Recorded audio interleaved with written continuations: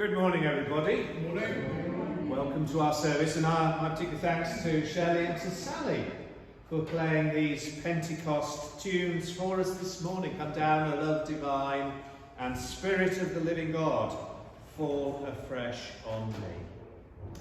In the last days it will be, God declares, I will pour out my Spirit upon all flesh, and your sons and your daughters shall prophesy, your young men shall see visions, and your old men shall dream dreams. Be thou my vision. If you prefer to stand, you can do as we hear it sung, and of course please feel free to sing it to yourself as we go.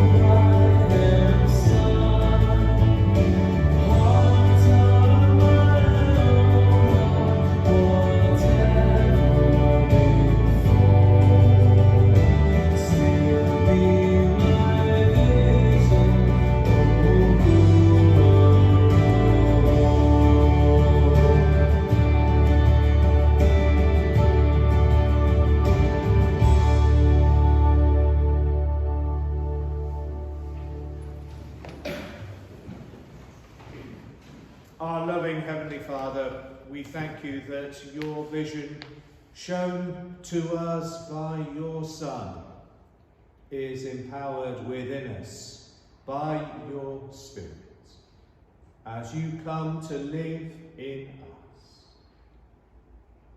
Spirit of the living God, fall afresh on us. Break us, melt us, mould us, fill us. Spirit of the living God, fall afresh on us. Amen. Hopefully we'll be singing that outside. We will conclude our service for only probably a couple of minutes. There's a breeze, but there's no rain, and I don't see any plagues of locusts just yet, Phil. Well, there weren't when I came in, though. No. Did check. But yes, we'll be finishing outside, and that does mean that we can sing. And Shirley and Sally will be accompanying us as well, so thank you. Some notices, Phil.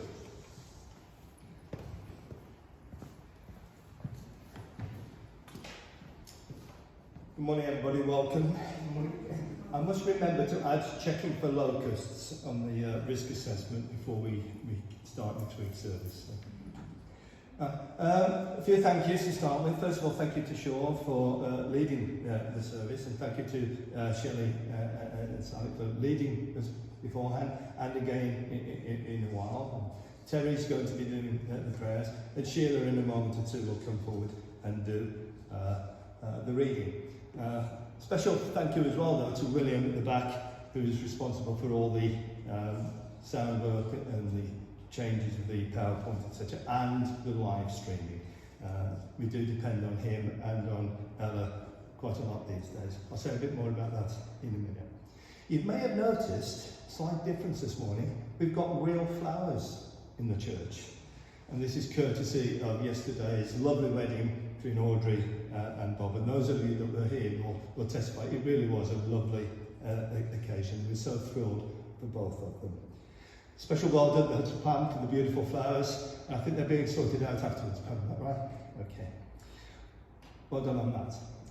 There are there's several important things to take notice of this morning. First of all, those of you that receive emails should have received a few days ago some attachments that gave out the plans for the next few Sundays' services. If you downloaded them and printed them, they should look a little bit like that. And another sheet with a summary on it. Now, a number of you don't get emails, so I've done some photocopies to give out to people who don't get the emails. Some of you who do get emails though claim that you've lost the attachment, so if any of you want a paper copy of these plans, see me afterwards. I've got enough for today's fellowship, I think.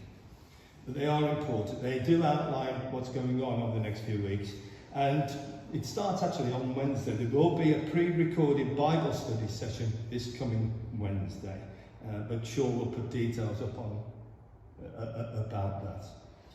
Don't expect to get an email from me this week though, because unfortunately my computer died last night completely, and I'm going to be struggling to get any updates out to anybody over the next few weeks. I can still receive some emails on my iPad, but I can't send out group emails on it.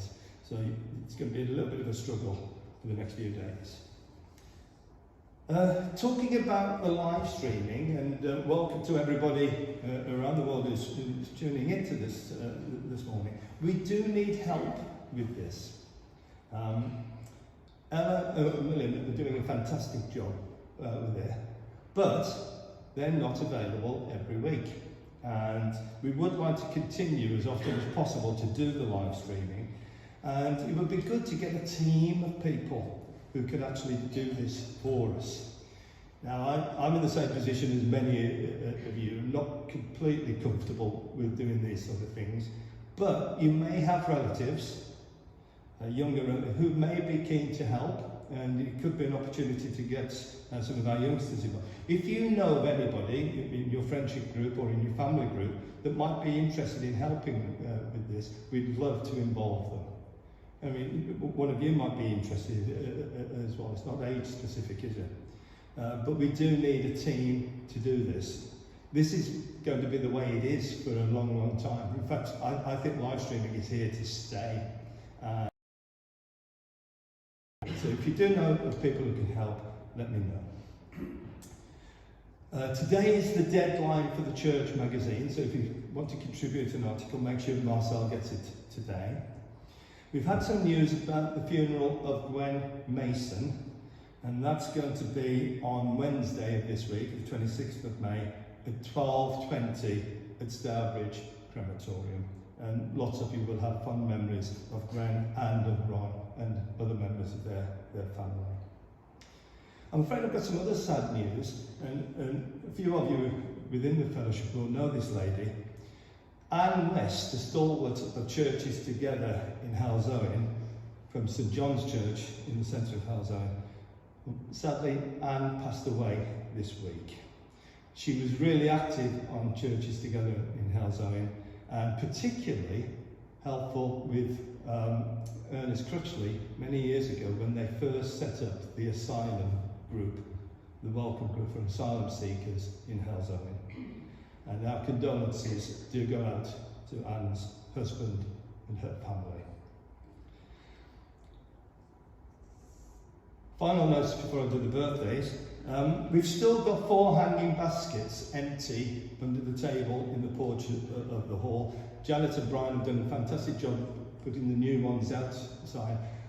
Brian's quite happy to put some more brackets up, to put some more hanging baskets. If anybody is interested in filling a hanging basket for us, just take one of the baskets with you, if you would please, and then bring it back full and we'll get it hung up. Right, finally, the birthdays. We've got several this week, 2 today.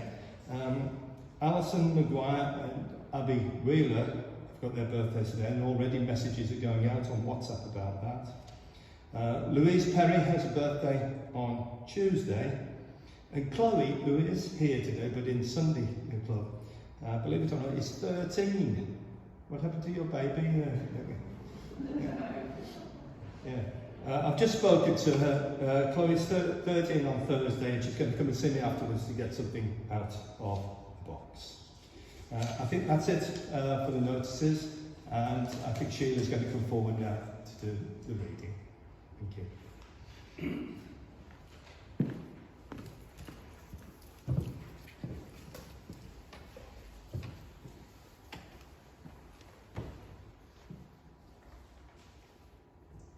The reading today is Acts 2, verses 1 to 8 and 12 to 17.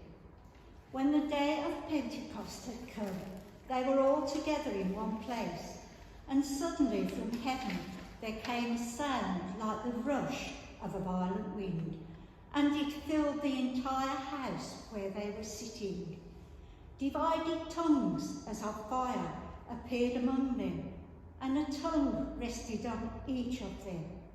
All of them were filled with the Holy Spirit and began to speak in other languages as the Spirit gave them ability. Now there were devout Jews from every nation under heaven living in Jerusalem, and at this sound the crowd gathered and was bewildered, because each of one heard them speaking in the native language of each.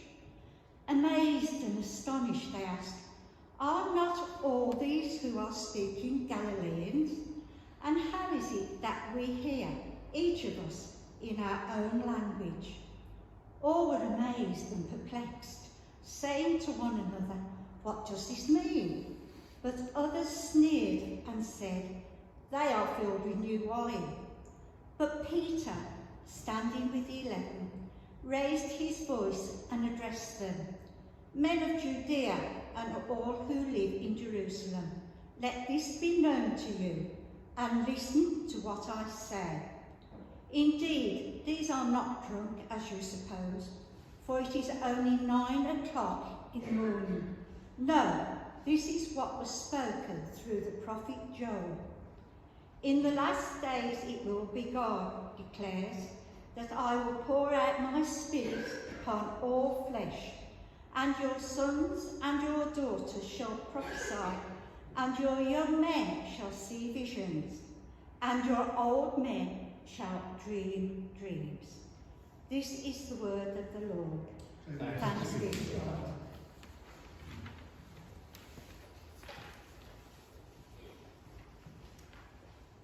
And thank you very much, Sheila. Oh, and there's one other event, of course, that we should mention, Phil. And Hannah Atkins and Chris are getting married on Saturday. Yes, yeah. So we wish them well as well. We pray together. Heavenly Father, may the words of my mouth and the thoughts of all our hearts be acceptable in your sight. Through Jesus Christ, our Lord. Amen. Amen. Well, I did speak, we had a great time actually, with the Brigades during the week, and I showed them something I'm going to show you now. It's a tiny little thing, but in the days, in the old days, Tony Pritchard will remember them. Oh, I've missed the song, haven't I? Yeah. And I'll tell you about this after we've heard our next hymn. Sorry, Will. And that is, of course, Cornerstone.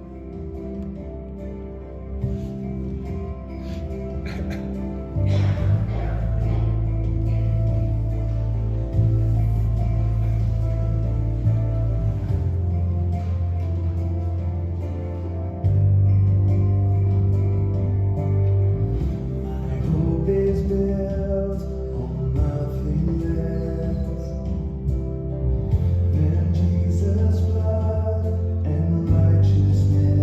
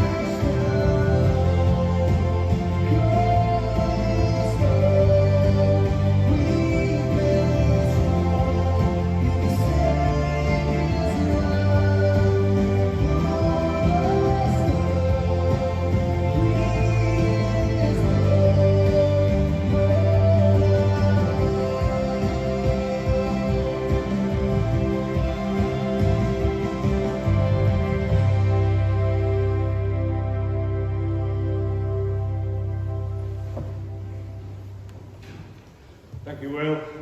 He was on the ball, as was Phil.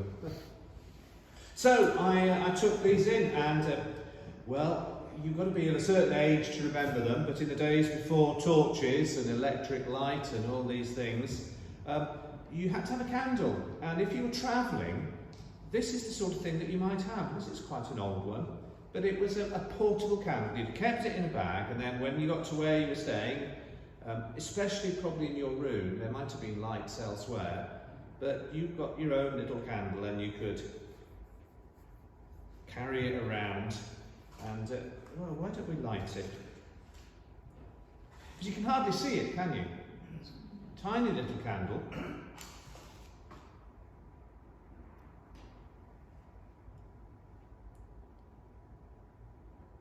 But amazingly, a candle flame, even from a small candle like that, is very visible. And we talked about this as a candle at Brigades. And I talked about the fact that there are other times of year when we have candles, and we very quickly decided that it was on a birthday. And the reason why we have candles on birthday cakes is because there's the ancient Christian tradition that when a child is baptised, then a candle is lit. And each year on the birthday cake, the candle is lit again. And light is such an important theme throughout the pages of faith. And as we heard from Sheila earlier on, the story of Pentecost is about the flames that came and appeared on the heads of the followers of Jesus. And so today, not inappropriately, we are saying it's a birthday party. Happy birthday to the church.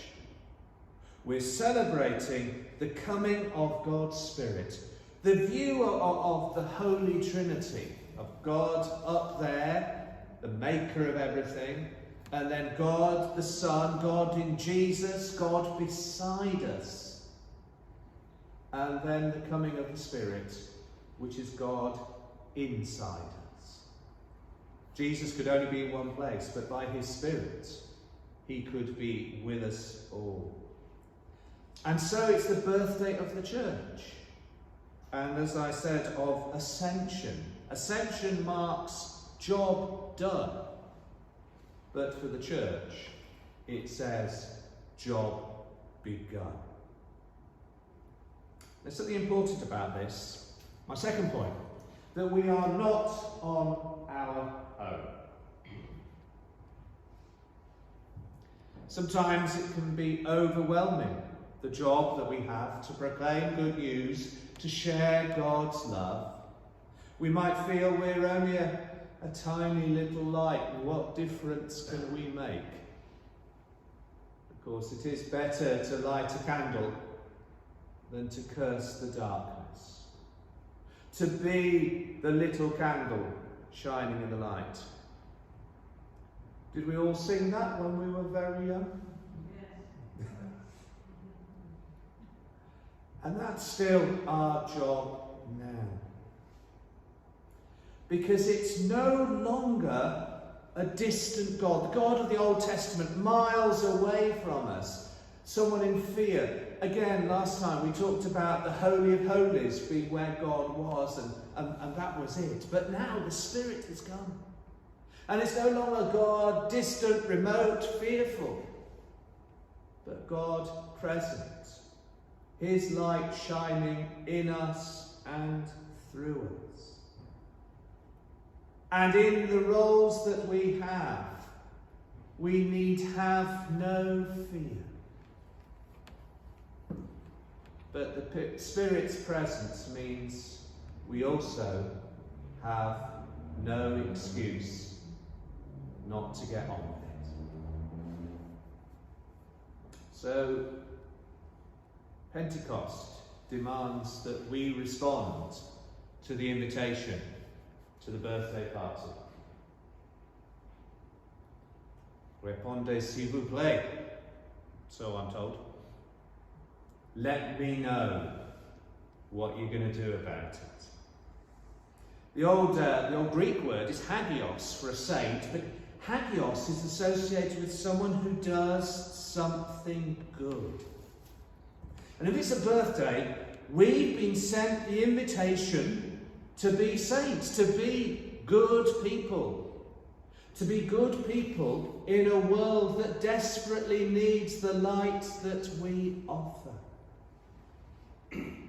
Now, some people think this next quote is attributed to Edmund Burke, others to John Stuart Mill. In fact, it probably was John Stuart Mill, who said this about doing good things. You may know it in a slightly different form, but he said this: bad men need nothing more to compass their ends than that good men should look on and do nothing.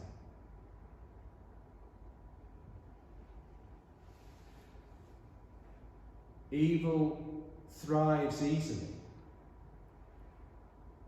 if good people do nothing. And that's the Pentecost invitation. That's the RSVP. Do we snuff out the light that is God's light in our candle? Or do we shine? At this birthday, we take stock of God's love. We hear him say to us, over to you. Whether you're sat in the congregation here, whether you're watching online, God says to us, over to you. For evil to thrive, all that is required is good people.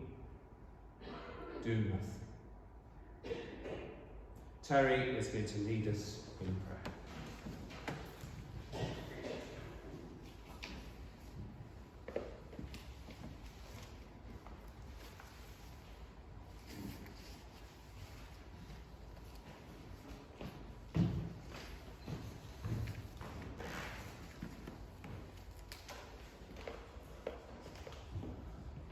Let us pray.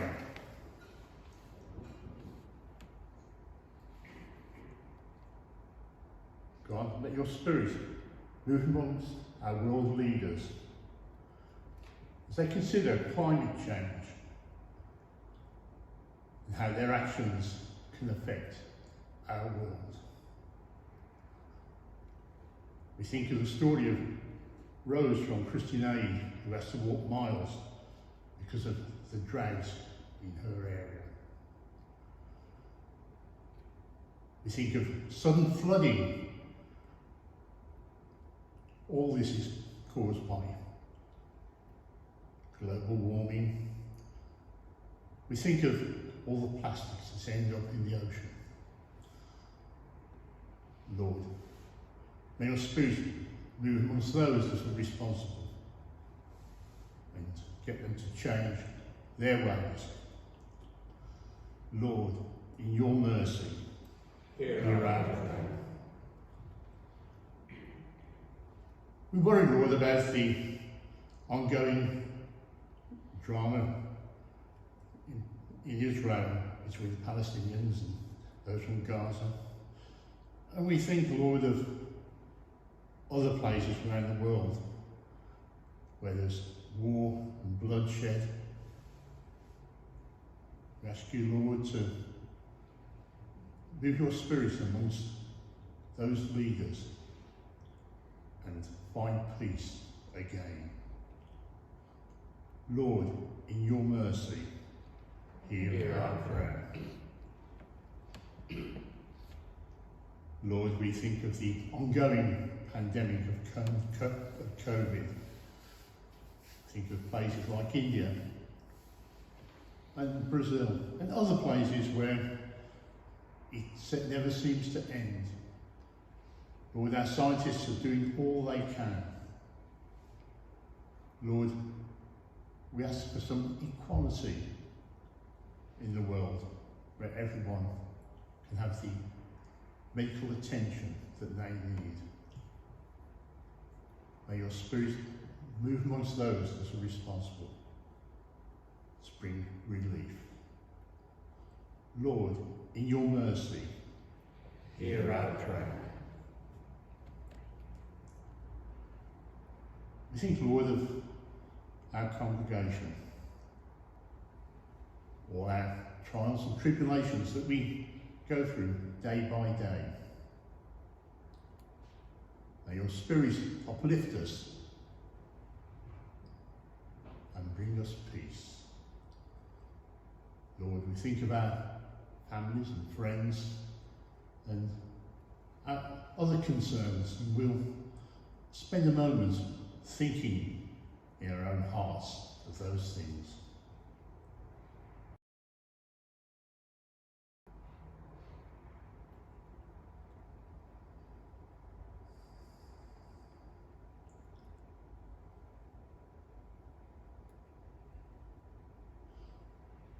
Lord, in your mercy, hear our prayer. And now we say together the words that Jesus Christ taught us, the Lord's Prayer. Our Father, who art in heaven, hallowed be thy name. Thy kingdom come, thy will be done, on earth as it is in heaven. Give us this day our daily bread, and forgive us our trespasses, as we forgive those who trespass against us. And lead us not into temptation, but deliver us from evil. For thine is the kingdom, the power, and the glory, forever and ever. Amen.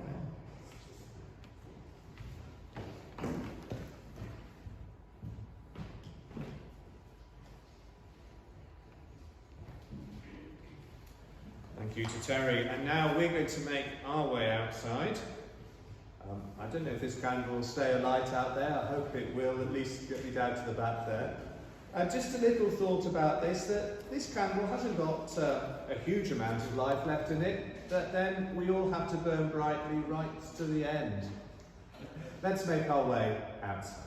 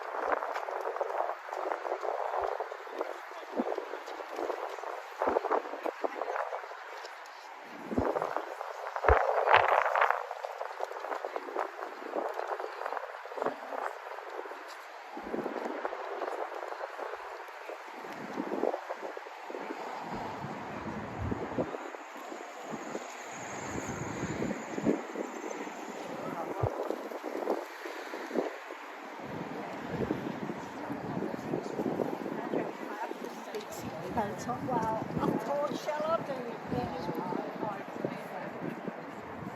Oh, thank you. We're missing Richard moving house tomorrow.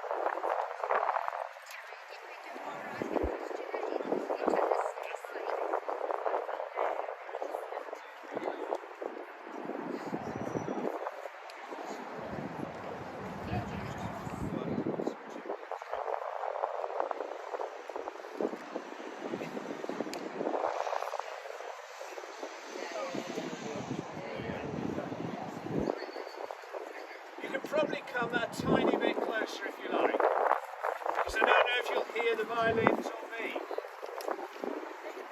We sing together, Spirit of the Living God.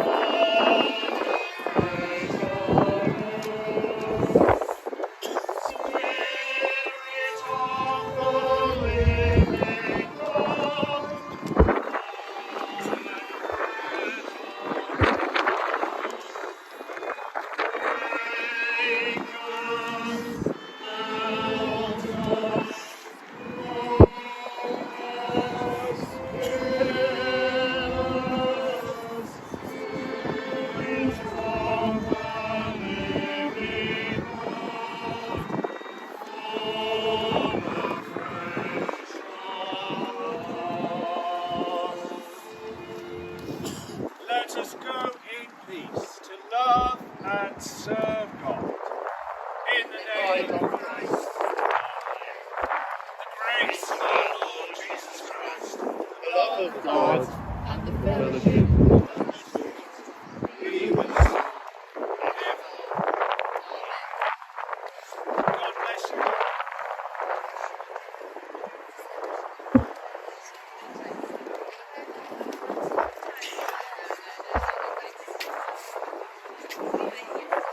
Well, I'm struggling.